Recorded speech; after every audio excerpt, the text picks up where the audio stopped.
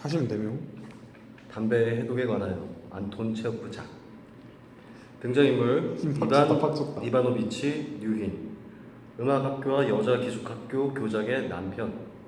한 지방클럽의 무대. 친애하는 중녀 여러분, 그리고 어느 정도 친애하는 신사 여러분, 이곳에서 자선 목적의 대중 강연을 해보는 게 어떠냐는 제안을 아내가 받았습니다. 어떻습니까? 강연은 강연이고 저는 그야말로 매한가지입니다. 물론 저는 교수도 아니고 학위와도 무관합니다. 하지만 그럼에도 불구하고 저는 이미 30년 동안 쉬지 않고 이렇게 말씀드려도 괜찮을지 모르겠습니다만 건강과 기타 등등을 손해보면서 엄격한 학문적 속성에 대해서 연구하고 사유하고 있습니다. 그리고 심지어 때로는 학문적인 논문, 다시 말씀드려 학문적이라기보다는, 그래서 이런 표현은 죄송합니다만 학문적인 것과 비슷한 것을 쓰고 있습니다. 그건 그렇고 근자에 저는 몇몇 곤충의 해독에 관하여 라는 제목 아래 방대한 논문을 집필했습니다. 딸년들은 특히 빈대에 관한 것을 무척 좋아했습니다만 전 통독한 다음 찢어버렸습니다. 어떻게 쓰든 마찬가지입니다. 살충제 없이는 안 되니까요. 우리 집 피아노에도 빈대가 있으니까 말입니다. 제가 고른 오늘 강연 제목은 말하자면 담배 소비가 인간에게 가져오는 해독입니다. 전 담배를 피웁니다. 하지만 아내가 담배 해독에 관하여 강연하라고 명령했습니다. 그래서 사실 여기서 할 말이라고는 없습니다. 담배에 대한 것이라면 담배에 대한 것이고 저는 그야말로 매한가지입니다. 하지만 여러분, 저는 오늘 강연에 대해 여러분이 신중하게 대해 주실 것을 제안하고자 합니다. 그렇지 않다면 아무것도 기대할 수가 없기 때문입니다. 건조하고 학문적인 강연이 놀랍거나 마음에 들지 않는 분들은 듣지 않고 나가셔도 무방합니다. 이곳에 자리하신 의사 선생님들은 특히 주목해 주시기 바랍니다. 그분들은 제 강의에서 유용한 정보를 많이 얻을 수 있을 텐데 그것은 담배가 해로운 작용을 하기도 하지만 의학적인 면도 있기 때문입니다. 그래서 예컨대 파리를 담뱃갑에 넣으면 필시 신경장애 때문에 죽게 될 것입니다. 담배는 주로 식물성입니다. 강의를 할 때 저는 통상적으로 오른쪽 눈을 깜빡거립니다. 하지만 흥분 때문에 그런 것이니 신경 쓰지 마십시오. 흔히 하는 말로 저는 신경이 매우 예민한 편입니다. 1889년 9월 13일부터 눈을 깜빡거리기 시작했는데 바로 그날 아내가 어떤 방법으로 네 번째 딸인 바르바라를 낳았습니다. 제 딸은 모두 13일에 태어났습니다. 그러나 시간이 부족하기 때문에 강연의 주제를 벗어나지 않을 겁니다. 아내는 음악학교와 기숙학교의 교장이라는 것을 말씀드려야겠습니다. 말하자면 기숙학교가 아니라 그러니까 그 비슷한 겁니다. 우리끼리 얘기지만 아내는 가난하다고 푸념하는 걸 좋아합니다만 이것저것 숨겨둔 게 있어서 그러니까 한 4, 5만 루블쯤 됩니다. 저는 정말 단 한 푼도 없습니다. 하기야 말해서 뭘 하겠습니까? 저는 기숙학교 회계주임을 맡고 있습니다. 식료품을 사고 일꾼을 점검하고 경비를 기록하고 공책을 기어 만들고 빈대를 잡고 아내의 개를 산고시키고 쥐도 잡습니다. 어제 저녁부터는 하녀에게 밀가루와 버터를 내주는 일이 의무로 추가되었습니다.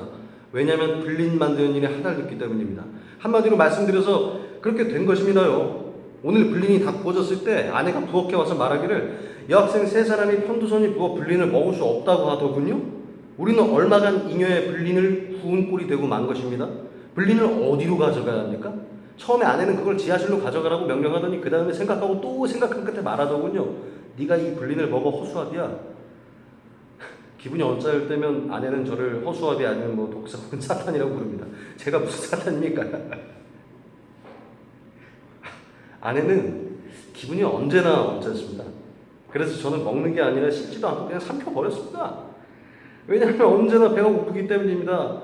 이를테면 어제 아내는 저에게 밥을 주지 않았습니다. 그리고 말하기를 너 같은 허수아비를 무엇 때문에 먹여야 하니 그러더군요. 그렇지만 정신없이 짓거리다 보니까 주제에서 다소 벗어나군요. 계속하겠습니다. 물론 여러분께서는 요즘 로맨스나 어떤 그런 교향곡이나 아리아를 즐겨 들으셨을 겁니다. 전투가 한창 치열할 때에도 우리는 주저하지 않는다네. 아, 이게 어디서 나온 건지 기억나지가 않는군요. 그건 그렇고 여러분께 말씀드린다는 걸 깜빡했군요. 저는 아내의 음악학교에서 회계주의 말고도 수학, 물리학, 화학, 지리학, 역사, 성악, 문학, 기타 등등의 과목을 가르치고 있습니다. 춤과 노래 그리고 그림 과목은 아내가 특강료를 챙깁니다. 춤과 노래는 제가 가르치고 있는데도 말입니다. 우리 음악학교는요, 파치 소바치 골목 13번지에 자리하고 있습니다. 13번지에 살고 있어서인지 저희 인생도 성공적이지 못한 듯합니다. 딸들도 13일에 태어나고 집에도 창문이 13개 있습니다. 하기야 말해서 뭘 하겠습니까? 절충을 위해서 어느 때라도 집에서 아내를 만나실 수 있으며 학교의 프로그램을 원하신다면 수의한테서 안내 책자를 39페이지에 구할 수 있습니다. 그리고 저 역시 원하신다면 함께 할 수 있습니다. 안내 책자는 39페이지입니다. 필요하신 분 있습니까? 필요하신 분 없습니까? 그렇다면 29페이카 갑니다. 29페이카. 유감스럽네요. 그렇습니다. 13번지입니다. 13번지. 전 되는 일이라고는 없이 늙고 우둔합니다. 강연을 하는 게 제 모습이 즐거워 보이지만 사실 목청껏 소리를 지르거나 아주 멀리 날아가고 싶습니다. 하소연할 사람도 하나도 없고 심지어 울고 싶습니다. 딸이 있지 않느냐고 말씀하시는군요. 딸이 뭡니까? 그 아이들한테 말을 합니다만 걔들은 그저 웃을 뿐입니다.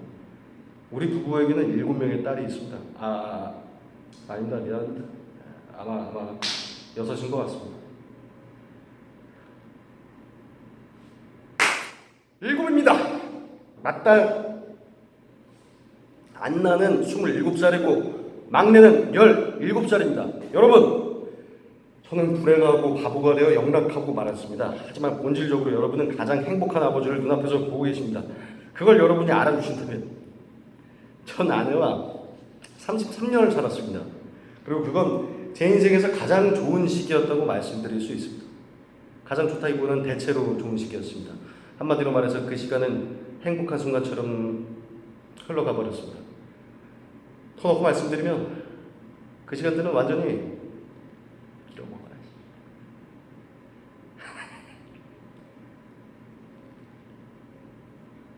그런데 아내가 아직 도착하지 않은 것 같군요.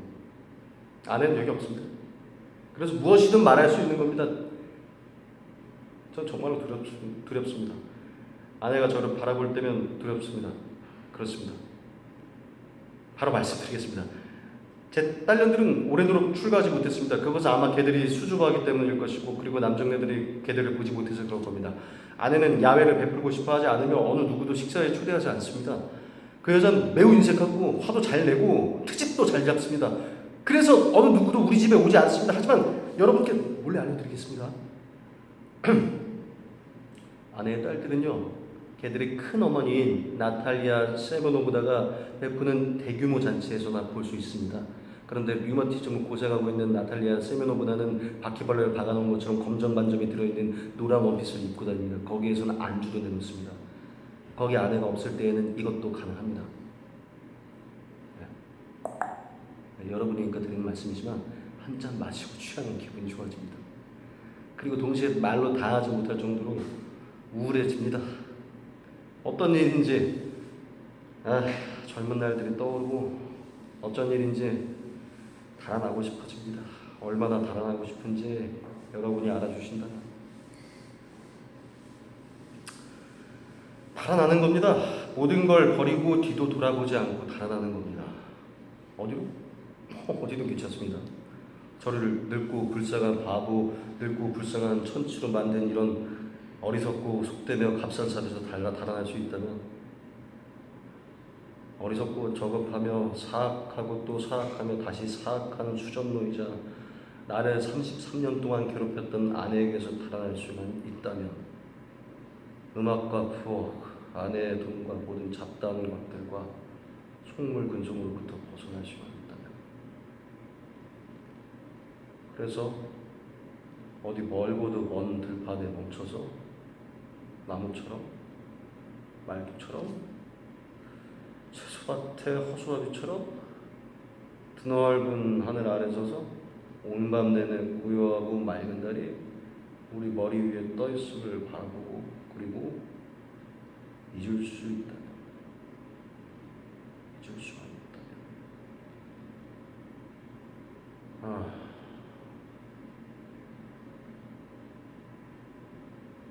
결혼식에서 입었던 이 속되고 낡은 연미복을 얼마나 찢어버리고 싶은지.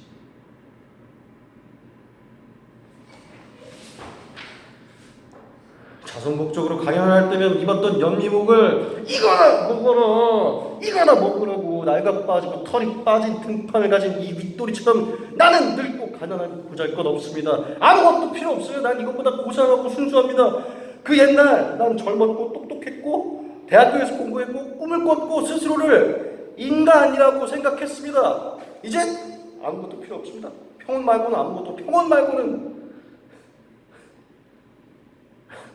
하지만 무대 뒤에 아내가 서 있군요. 도착해서 저기서 저를 기다리고 있습니다. 벌써 시간이 됐군요.